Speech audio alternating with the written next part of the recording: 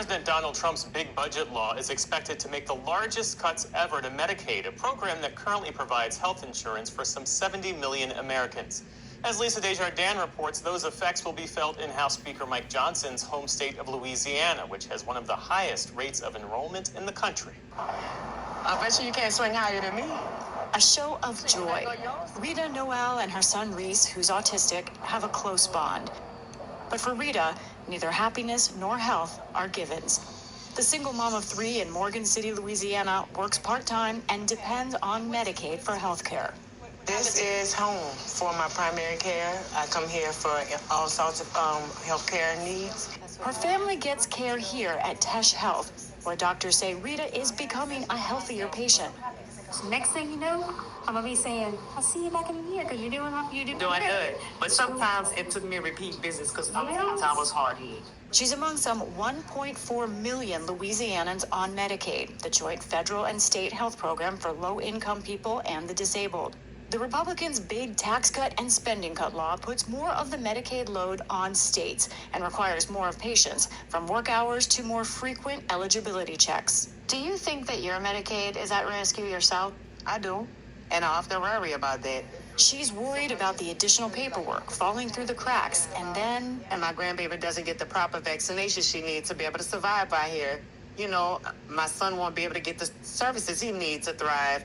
I won't be able to get the services I need in order for me to be healthy. I have to be healthy in order to, make sure my family is healthy. And so I'm very concerned. But Republicans counter. Here in Louisiana, it's not our intent to just pull people off of Medicaid rolls. Republican State Senator Heather Cloud, who grew up low income and without health insurance herself, says what she is trying to do is keep Medicaid stable financially. In 2016, Louisiana launched its Medicaid expansion, adding nearly 800,000 people to the rolls, but also increasing costs to the state.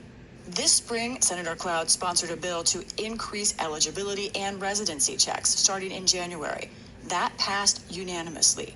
She also backed separate legislation called One Door that aims to keep the vulnerable from falling through the cracks. That package also passed with overwhelming bipartisan support.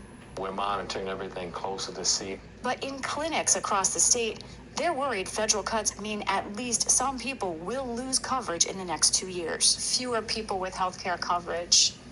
Does that concern you in terms of the health care itself of the state? Absolutely. Yeah, that absolutely can. I can't tell you that it doesn't concern me. And I think that is why we're being so careful in how we manage this. We don't want to put anybody in a position that they don't have access to health care, critical life-sustaining care, particularly in my district, in rural Louisiana.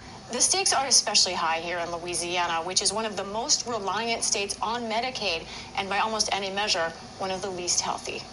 If you take away that Medicaid support, then it's going to really cripple us. Dr. Gary Wiltz runs Tesh Health, which operates 10 community clinics in the state.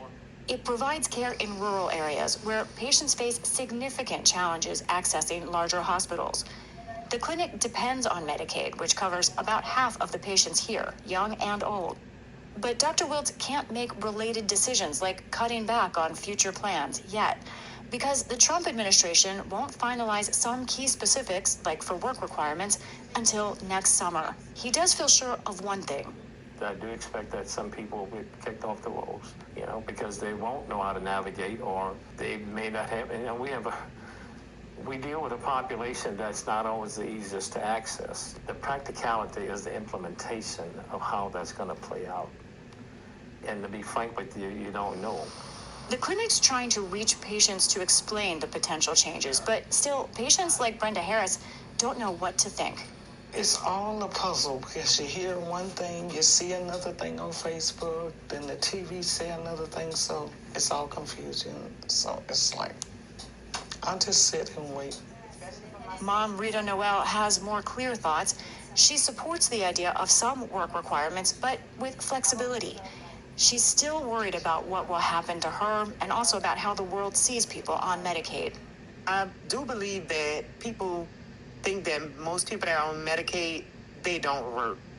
They're just kind of sort of looking for a handout, and that's definitely not the case. in many situations, I know many people that are on Medicaid and they work hard every day. Major Medicaid cuts and reform are coming. Louisiana needs to keep working hard to get ready.